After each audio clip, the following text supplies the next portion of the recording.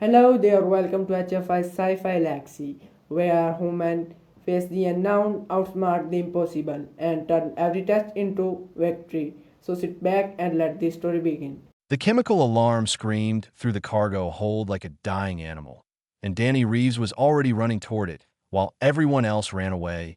He was the only human on a five-member crew aboard the freight hauler Driftline, a cargo ship that smelled like rust and regret, hauling industrial chemicals between stations that nobody important ever visited.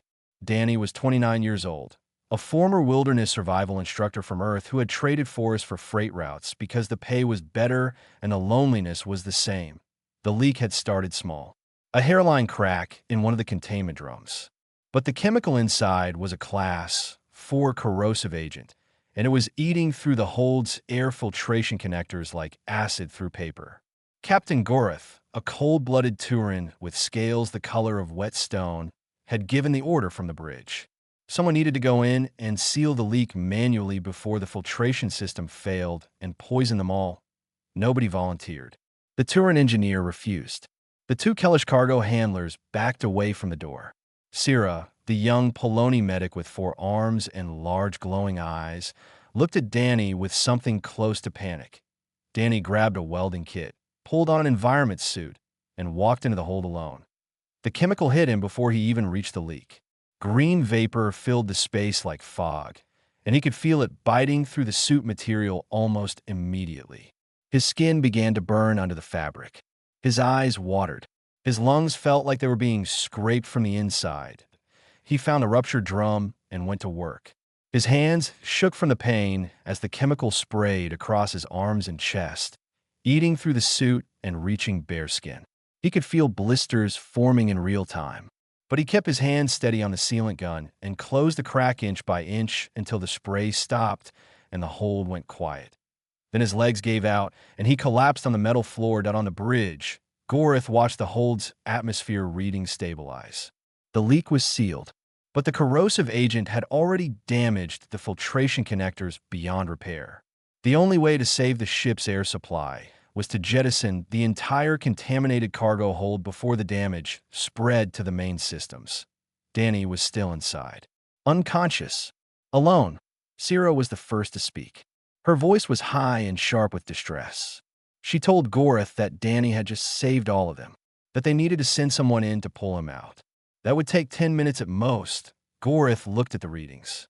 The ship was passing over Vareth 9, a jungle planet classified as a Class 7 hostile environment. No colony had ever survived more than 11 days on its surface. The Galactic Union had listed it as a no-landing zone. It was the deadliest jungle world in the charted galaxy. Gorath said they did not have 10 minutes. He said the filtration damage was spreading faster than projected. He said one life was not worth 5. Sira begged. She said Danny was alive. She said he was breathing. She said they owed him everything. Gorath looked at her with his flat reptilian eyes and gave the order. The cargo hold detached from the drift line with a deep metallic groan that shook the entire ship. Through the bridge viewport, they watched it fall, a dark rectangle of metal tumbling through the atmosphere of Vareth 9, getting smaller and smaller until it disappeared into the thick green canopy below. Sira stood at the viewport for a long time after that, her four hands pressed against the glass. Her luminous eyes wet with tears she could not wipe away fast enough. The drift line turned and jumped to the nearest station. Gorath filed a report listing Danny Reeves as lost cargo. Far below, on the surface of the deadliest planet in the known galaxy, the cargo hold punched through 3 layers of jungle canopy and hit the ground like a meteor. Trees snapped. Earth exploded upward. Metal screamed and twisted as the hold bounced, rolled, and finally came to rest against a root system thicker than a building. Inside the wreckage, Danny Reeves opened his eyes. Everything hurt. His arms were raw with chemical burns. His ribs screamed with every breath. His head rang like a bell that would not stop. The air was thick, hot, and wet, and it tasted like something between rotting fruit and copper. He tried to move and gasped. He tried again and managed to roll onto his stomach. He crawled over broken crates and twisted metal until he found a gap in the hull where the wall had been torn open during the crash. He pulled himself through and fell on his soft, wet ground. The jungle of Vareth 9 surrounded him completely. Massive trees rose so high their tops disappeared into a canopy so thick it blocked out the sky. The light that reached the ground was dim and green, filtered through layers of alien vegetation. Everything was alive. Vines moved slowly on their own. Fungi pulsed with faint bioluminescent light. The air hummed with sounds he could not identify, clicks and whistles and low vibrations that he felt more than heard. Danny lay on his back in the dirt and stared up at the tiny patch of dark sky visible through the hole his crash had torn in the canopy. Somewhere up there, the drift line was already gone. No one was coming back for him. He had no communication device, no weapon, no medicine, no way off this planet. He had his hands. He had his pain. And he had the stubborn, furious refusal to die that Earth had spent 10,000 years breeding into every human being who ever lived. Danny Reeves dragged himself to his feet, and the jungle went quiet around him, as if every living thing on Vareth 9 had just noticed something new had arrived. The first thing that tried to kill Danny was the air itself. That it was not poisonous exactly, but it was loaded with spores. Tiny floating particles that glowed faintly green in the dim light and stuck to his skin, his hair, and the inside of his throat every time he breathed. Within the first hour, his lungs felt heavy and tight, and a deep wet cough had settled into his chest like it planned to stay. Danny sat in the wreckage of the cargo hold and forced himself to think instead of panic. Panic was a luxury for people who had options. He had none, so he needed to make some. He went through the wreckage piece by piece. Most of the cargo was destroyed or contaminated, but he found things he could use. 7 ration packs, enough food for maybe 4 days if he stretched them. A cutting torch with about 3 hours of fuel left. Rolls of industrial sealant. Metal sheeting that had bent but not broken during the crash. Cargo straps made from a material stronger than anything nature had ever produced. A half-empty water container. Nothing was designed for survival. Everything was designed for shipping. But Danny had spent 5 years teaching people how to stay alive in the worst places Earth had to offer, and Earth was already one of the deadliest planets in the galaxy. The difference between a tool and a weapon was just a matter of imagination. He used the metal sheeting to build walls around a section of the cargo hold that still had a partial roof. He sealed the gaps with industrial sealant to keep the spores out and cut a small ventilation hole covered with fabric torn from his suit to filter the air. It was crude and ugly, but it was sheltered. He ate half a ration pack and drank a quarter of his water. Then he sat in the dark and listened. The jungle came alive at night in ways that made his skin crawl. The clicking sounds from the daytime were replaced by something worse. Sliding sounds, heavy breathing from things he could not see. And underneath it all, a low vibration that pulsed through the ground like a heartbeat, as if the planet itself was alive and aware. They came for him 2 hours after dark. He heard them first. A rapid, scratching sound, like dozens of small claws on metal. Then he saw them through a gap in his shelter wall. Small creatures, maybe the size of a dog, moving in a tight pack of at least 20. Their skin was almost completely transparent. He could see their muscles, their bones, their organs pulsing inside their glass-like bodies. Their mouths were full of thin needle teeth, and their eyes reflected the faint bioluminescent light like tiny mirrors. They swarmed over the wreckage and began testing his walls, scratching and biting at the metal sheeting. One found a ventilation hole and tried to squeeze through. Danny saw its translucent face push through the fabric, needle teeth snapping at the air inches from his leg. He grabbed the cutting torch and lit it. The flame roared to life with a harsh white-orange light that filled the shelter. The creature at the ventilation hole screamed, a thin, high-pitched sound that hurt his ears, and pulled back so fast it tore the fabric filter apart. Outside, the rest of the pack went silent. Danny shoved the torch through the gap and waved it in a wide arc. The pack scattered like glass marbles thrown across a floor, their transparent bodies catching the firelight as they fled into the darkness. They did not come back. Danny sat down, his heart hammering, his burned hands shaking around the torch. He understood now. Fire was rare on Vareth 9. The jungle was too wet, too dense, too saturated with moisture for natural fires to start. These creatures had no instinct for it, no memory of it in their evolution. To them, fire was not just dangerous. It was alien. He had found his first advantage. And on a planet that wanted him dead, one advantage might be enough. He repaired the ventilation hole and did not sleep. Instead, he watched and listened. He began to catalog everything. The sounds that meant the pack hunters were nearby. The deep silence that fell when something much larger moved through the area. The patterns of the bioluminescent fungi, which seemed to pulse brighter when predators were close, like a warning system built into the jungle floor. Sometime in the deepest part of the night, the silence came again. Total and complete. Even the insects stopped. Even the fungi dimmed. Danny pressed his eye to the gap in his shelter wall and saw that a shape moved through the jungle less than 30 meters from his shelter. It was enormous. 6 legs, each one thick as a tree trunk, moving with a silence that should have been impossible for something that size. Its body was covered in natural armor plating that looked like stone, dark and heavy and scarred from countless battles. It moved slowly, deliberately, like something that had never needed to rush, because nothing had ever been worth rushing for. It paused near the wreckage. One massive head turned, and Danny saw an eye, amber-colored, glowing faintly, and filled with an intelligence that made his blood go cold. It was not the blank stare of a mindless predator. It was the calculated gaze of something that was thinking. It looked directly at his shelter. Danny held his breath and did not move. His heart beat so hard he was sure the creature could hear it. Then it turned and moved on, disappearing into the darkness without a sound. Danny let out his breath and made a decision. He was not going to sit in this wreckage and wait to die. He was going to learn this jungle. He was going to understand its rules. And he was going to survive it. Not because anyone was coming to save him, but because Danny Reeves did not know how to quit, and the jungle had not yet learned what that meant. 6 weeks changed Danny Reeves into something the jungle had never seen before. The man who had crawled out of a wrecked cargo hold covered in chemical burns and gasping for air was gone.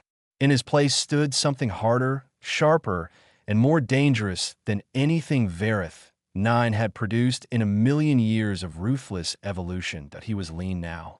The extra weight had melted off in the first 2 weeks when the ration packs ran out, and he had to learn which jungle plants would feed him and which would kill him. That education cost him 3 days of violent sickness and a near-death encounter with a root system that tried to digest him while he slept. But he learned. Humans always learned. That was the thing about his species that no other creature in the galaxy seemed to understand. Hurt a human, and you did not break him. You taught him. Danny had built himself armor from the cargo hold wreckage.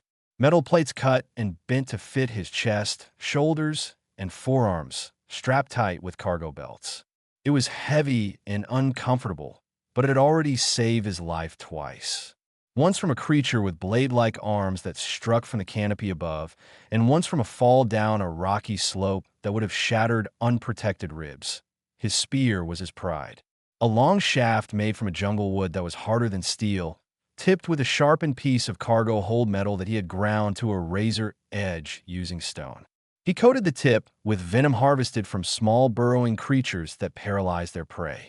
The venom was not strong enough to kill anything large, but slowed them down, and sometimes slow was the difference between living and dying. He had 3 shelter sites now, spread across a territory he had mapped in his head. He rotated between them on no fixed schedule, so that nothing could predict where he would sleep. Each shelter was hidden, reinforced, and stocked with water and dried plant matter he had learned to prepare. The jungle had tested him every single day, and every single day he had passed, he knew which plants released paralytic spores at dusk and stayed away from them. He knew which water sources were real and which were traps, pools created by predatory root systems that would drag anything that touched the water down into the soil. He knew the migration patterns of the transparent pack hunters and used that knowledge to avoid them or redirect them into the paths of other predators. That was his greatest weapon. Not strength, not speed, intelligence. Danny had figured out something that no creature born on Verith 9 could ever understand. The ecosystem was a machine, and machines could be manipulated. He learned the scent markers that different predators used to mark territory, and he began copying them. He would spread the scent of one species into the territory of another, triggering conflicts that cleared entire areas of danger for days. He would set noise traps using hollow wood and cargo cables that mimicked the distress calls of prey animals, drawing predators away from his path. He was not fighting the jungle. He was playing it like an instrument. The ecosystem began to react. The pack hunters, once fearless and relentless, now avoided any area that carried his scent. The mid-tier predators, creatures the size of bears with armored hides and crushing jaws, gave his territory a wide berth. Even the canopy hunters, the silent blade-armed things that dropped from above, had learned that attacking him meant pain and failure. Danny Reeves had inserted himself into the food chain, not as prey and not as a traditional predator, but as something entirely new. An intelligence that could learn faster than instinct could adapt. A creature that did not rely on evolution because it could think its way past any problem evolution had ever created. But there was one thing on Vareth 9 that did not avoid him. The Warden had seen it 3 more times since that first night. Always at a distance. Always watching. The massive 6-legged creature with its stone-like armor and its unsettling amber eyes would appear at the edge of his vision and then vanish without a sound. It never approached. It never threatened. But Danny could feel its attention like a weight on his back. Every time he moved through the deeper parts of the jungle, IT was studying him, just like he was studying everything else. That thought scared him more than anything else on the planet, because Danny could handle creatures that operated on instinct. He could outwit them, redirect them, avoid them. But the Warden was not operating on instinct alone. There was something behind those amber eyes that looked too much like calculation, that he tried not to think about what would happen when the Warden decided its study was complete. Instead, he focused on a discovery that had given him his first real spark of hope in 6 weeks. While scouting a new area 3 days south of his main shelter, Danny had found the remains of an old survey camp. It was decades old, overgrown and half-consumed by the jungle, the wreckage of a failed colony attempt. Most of it was useless, rotted equipment and collapsed shelters picked clean by the jungle. But buried under a collapsed wall, he found a distressed beacon that IT was dead. The power cell was drained, the casing cracked, and the antenna array was missing. But the core components were intact. Danny held it in his scarred, calloused hands and felt something he had not allowed himself to feel since the first night. Hope that he knew electronics from his years on freight ships. He knew the crash site still had components he might be able to salvage. If he could find a power source and build a replacement antenna, he might be able to get this beacon to send a signal that IT was a long shot. It might not work, and even if it did, nobody might be listening. But Danny Reeves had survived the deadliest jungle in the galaxy for 6 weeks with nothing but his hands and his will. A long shot was better odds than he had started with. Danny smelled the Warden before he saw it, that a thick, heavy musk that rolled through the jungle like a slow wave, pushing every other scent aside. He had been on his way back from the original crash site, carrying a salvage power coupling and a length of copper wire that might work as an antenna, when the smell hit him and the jungle went dead silent. Every insect stopped clicking. Every creature stopped moving. The bioluminescent fungi on the ground dimmed to almost nothing, as if the jungle itself was trying to hide. Danny froze on the narrow game trail and tightened his grip on his spear. He had been avoiding the deep jungle for exactly this reason. The Warden's territory overlapped with the route between the crash site and the old survey camp, and every trip through it was a gamble. Today, the gamble came due. The Warden stepped out of the tree line 20 meters ahead and blocked the trail completely. Up close, it was even more terrifying than the glimpses Danny had caught before. It was the size of a small building. 6 legs, each one thick and powerful, ending in clawed feet that gripped the ground like anchors. Its body was covered from head to tail in natural armor, plating so thick and dense it looked like carved stone, layered with scars and gouges from battles that had been fought and won over decades. Its head was broad, flat, and heavily armored, with jaws that could crush metal and 2 rows of teeth designed not for cutting, but for destroying. But it was the eyes that stopped Danny's breath.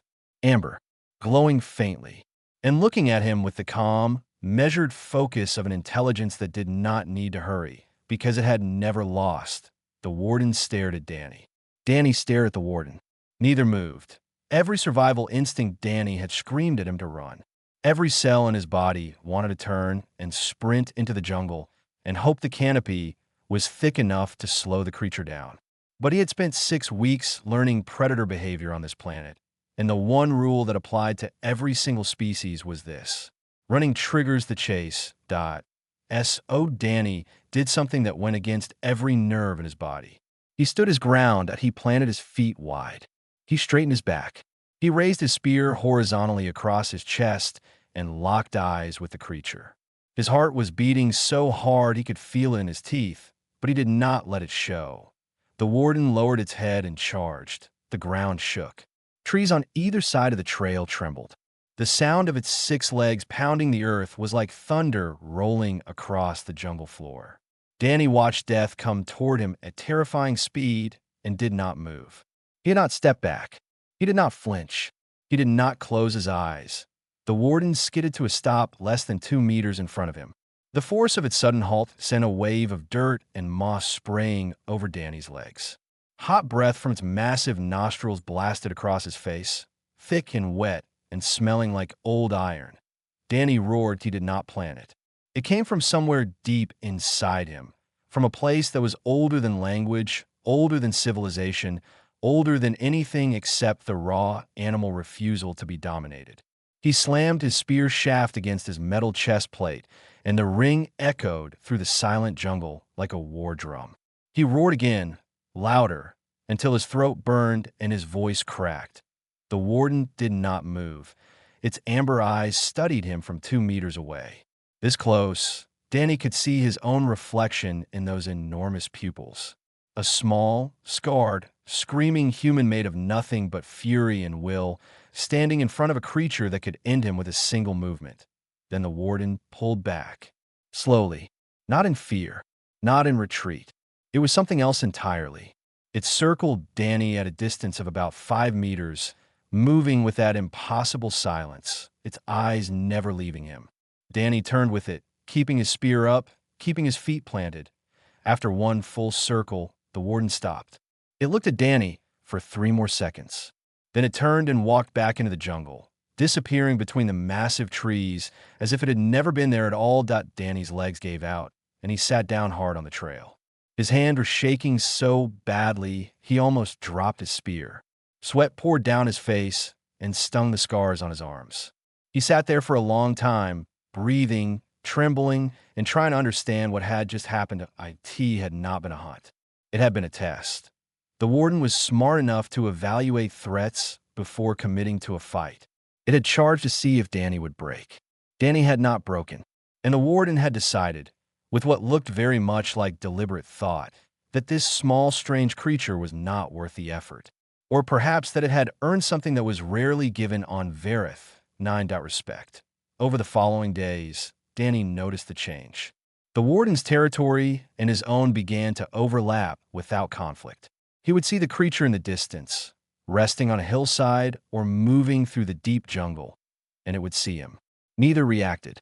Neither changed course. They coexisted, and the rest of the jungle noticed.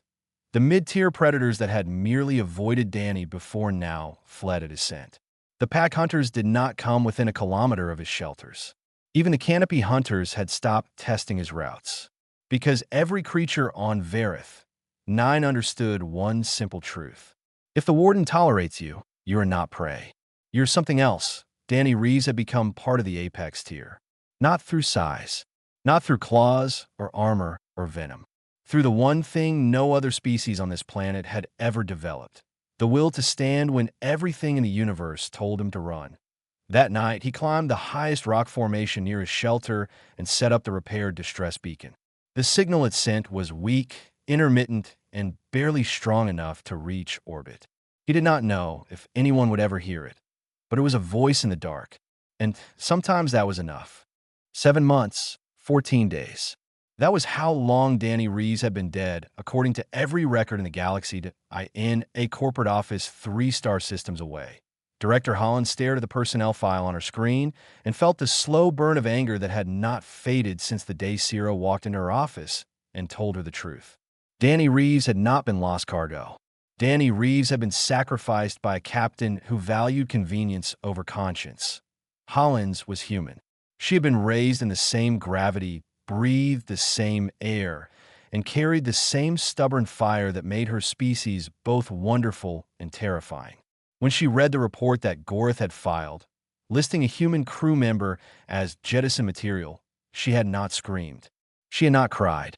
She had picked up her communicator and begun making calls that would end careers, revoke licenses, and put a touring captain in a cell. Cira had testified. The Poloni medic had recorded everything in her personal logs. Dates, times, exact words. She had kept it all because her conscience would not let her forget the sound of the cargo hold detaching from the ship, and the knowledge that a man who had saved her life was inside it, that Gorth's freight license was revoked. Criminal charges were filed. But none of it mattered to Danny, because Danny was dead. Nobody survived Vareth 9. The planet had killed survey teams, military scouts, and even a full colony attempt in less than 2 weeks. One unarmed human with chemical burns had zero chance. That was what everyone believed until a monitoring satellite picked up a faint, intermittent signal coming from the planet's surface. The signal was weak. It cut in and out. It was barely identifiable as artificial, but was there, pulsing from a planet where no artificial signal should exist. Hollins rerouted a corporate survey team to investigate. Wren was the first one down the boarding ramp. The Drashki scout was tall, thin, and built for speed, with gray skin and 4 black eyes that could see in spectrums most species could not. He carried a scanner in one hand and a sidearm in the other, and he had read the briefing on Vareth 9 3 times. Class, 7 hostile. No landing zone. Everything on the surface wanted to kill you. But as Wren stepped onto the jungle floor, something felt wrong. Not dangerous wrong. Strange wrong. The jungle around the landing zone was quiet. Not silent the way it went silent when a predator was near, but calm. Controlled. As if something had already cleared this area and decided it was safe. Then he saw the markings. Deep cuts carved into the bark of the nearest trees. Territorial markers. Not random scratches from animals, but deliberate, patterned carvings made by something with hands and intention. Wren's 4 eyes widened. He moved forward along a narrow trail and found more signs. Snare lines strung between trees using braided cable. Trip wires connected to noisemakers made from hollow wood. A water collection system built from bent metal sheeting funneling rain into a sealed container. This was not wreckage. This was infrastructure. Wren signaled the rest of the team to hold position and move deeper along the trail. His scanner beeped constantly, picking up life signatures everywhere, but nothing approached. Everything in this area was keeping its distance. As if an invisible fence surrounded the trail, he found a shelter built into the base of a massive tree. It was reinforced with metal plating, sealed with industrial sealant, and organized with a precision that spoke of months of careful work. Inside were tools, dried food stores, water reserves, and crude maps scratched on flat pieces of bark. Then a voice spoke from behind him. "You should not be standing there. That is a pressure trap." Wren spun around and nearly fired his sidearm, that a human stood at the edge of the clearing. But not like any human Wren had ever seen in a file or a briefing. This man was lean and hard, every muscle visible under scarred skin that told the story of months of violence and survival. He wore armor made from metal plating strapped to his body with cargo belts. Bioluminescent war paint glowed faintly on his face. He held a spear with a tip that glistened with something Wren's scanner identified as paralytic venom, that he stood with the calm, easy confidence of something that had nothing left to fear. Wren opened his mouth to speak, but his scanner screamed a warning. Apex predator. Massive. Close. Very close. Behind you, Wren whispered, his voice shaking. Something huge is right behind you. Danny Reeves did not turn around. He did not tense. He did not even blink. He gave a low whistle, a short 2-note sound, and the jungle behind him shifted. The warden stepped out of the shadows. Its 6 massive legs carried it forward into the clearing, with that impossible silence. Its armored body blocked out the bioluminescent light behind it like an eclipse. Its amber eyes swept over Rin and the distant survey team with the dismissive calm of something that had already decided they were not worth killing. IT settled on its haunches behind Danny like a guard dog the size of a freight truck, and the ground trembled slightly under its weight. Ren stared. His four eyes blinked one at a time, which was something Drashki only did when their brains could not process what they were seeing. He activated his communicator with a trembling hand. Survey, lead to base. The signal source has been identified. It is a human. He is alive. Ren paused, watching Danny scratch the warden's jaw like it was a pet. Correction. He is not a survivor. He is the apex predator of Vareth 9. Send the full report to Director Hollins. And tell her she is not going to believe this. Danny looked at the survey team's ship glowing in the distance, then back at the jungle that had tried to kill him every single day for 7 months. For the first time since he landed, he was not sure which direction he wanted to walk. The survey team refused to leave their ship after dark, and Danny did not blame them. He sat outside on a fallen tree while they huddled behind sealed airlocks and energy shields, watching the jungle through reinforced viewports with wide, terrified eyes. To them, every sound was a death sentence. Every shadow held something with teeth. They had spent 1 hour on the surface of Vareth 9, and they were already counting the minutes until they could leave. Danny had spent 7 months here, and the jungle sounded like home. That thought bothered him more than he wanted to admit. Ren was the only one brave enough to sit with him. The Drashki scout kept his scanner running and his sidearm within reach, but he had stopped jumping at every noise after the first hour. He was quiet for a long time before he finally asked the question that was clearly eating him alive. How did you survive this place? Danny looked at the jungle, at the darkness that pulsed with bioluminescent light and hummed with the sounds of 1,000 creatures going about the business of living and dying. I did not try to beat it, he said. I try to understand it. Everything on this planet follows rules. The predators have patterns. The plants have cycles. The whole jungle is a system, and systems can be learned. He paused.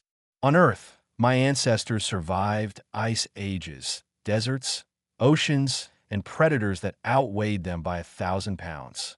They did not survive because they were the strongest. They survived because they watched, they learned, and they refused to stop adapting. Rin looked at the warden, which was lying in the shadows at the edge of the clearing like a mountain that breathed. And that thing? You adapted to that. Danny almost smiled. That thing tested me. I did not run. On this planet, that is the only language that matters. The next morning, Danny told the survey team he would come with them. But he had conditions that, in O samples taken from Vareth 9, no specimens captured, no colonization servas, no follow-up missions designed to exploit the ecosystem. The jungle was to be left exactly as it was. The Galactic Union's no-landing classification was to be maintained and strengthened. The survey team leader, a nervous Poloni who kept glancing at the warden, agreed to everything immediately. Danny suspected the conditions would have been agreed to even without the massive predator sitting behind him, but he was not entirely sure. Before he boarded the ship, Danny walked back into the jungle one last time, but he followed a trail he knew by heart, past the water collection point he had built, past the first shelter that had kept him alive through those early terrible nights, past the tree where he had carved his first territorial markings with shaking hands and a broken piece of metal. The warden was waiting at the tree line where the jungle met the clearing. It stood motionless, its 6 legs planted, its armored body catching the faint light that filtered through the canopy. Its amber eyes watched Danny approach with the same calm intelligence they had shown from the very first night. Danny stopped in front of it. He was small next to the creature. He had always been small next to it. But size had never been what mattered between them, but he reached out and placed his hand on the warden's armored snout. The surface was rough and warm, like sun-heated stone. He could feel the creature's slow, deep breathing through the contact. The warden did not pull away. It lowered its massive head slightly, pressing into his palm. Danny stood there for a long moment. He did not speak. There were no words for what existed between a man and a beast who had faced each other at the edge of death, and chosen respect over violence. It was not friendship. It was not ownership. It was something older and simpler than either of those things. Recognition. Two apex creatures who had looked into each other's eyes and seen something worth acknowledging. Danny pulled his hand away. The warden lifted its head and watched him with those amber eyes as he turned and walked back toward the ship. He had not looked back. He knew if he looked back, he might not leave. The ship lifted off an hour later. Through the viewport, Danny watched the jungle canopy of Vareth 9 shrink below him, a vast ocean of dark green that stretched to every horizon. Somewhere down there, the warden was already moving through its territory, silent and unstoppable, the undisputed ruler of a world that killed everything. Everything except one human who had refused to die. The story spread across the galactic networks within days. Wren's report was leaked, shared, copied, and discussed on every station and colony in the charted galaxy. The human who conquered Vareth 9, the man who tamed the deadliest planet, the cargo hauler who became the apex. Danny did not see it that way. He had not conquered anything. He had listened. He had learned. He had adapted. And he had stood his ground when the universe told him to fall. Goreth was convicted and sentenced to 12 years in a Union detention facility. Syrah visited Danny at the station where he was recovering. She walked in with her 4 arms wrapped around herself, her luminous eyes filled with guilt and relief in equal measure. She told him she was sorry. She told him she should have done more. Danny looked at her and shook his head. "You told the truth," he said. "When it mattered, you told the truth. That is enough." 3 months later, Danny accepted a position with the Galactic Union's Hostile Environment Division as a survival consultant. His job was to train alien species in human survival techniques. His first lecture was standing room only. The Galactic Union updated the file on Vareth 9 with a single new entry. One known sapient inhabitant successfully integrated into Apex ecosystem. Species, human. Duration, 7 months, 14 days. Method, observation, adaptation, persistence. Recommendation, do not underestimate Death Worlders. And at the bottom of the file, someone had added Wren's final words from his report. The words that would be quoted in academies and training halls across the galaxy for generations. They left him to die. He became the apex,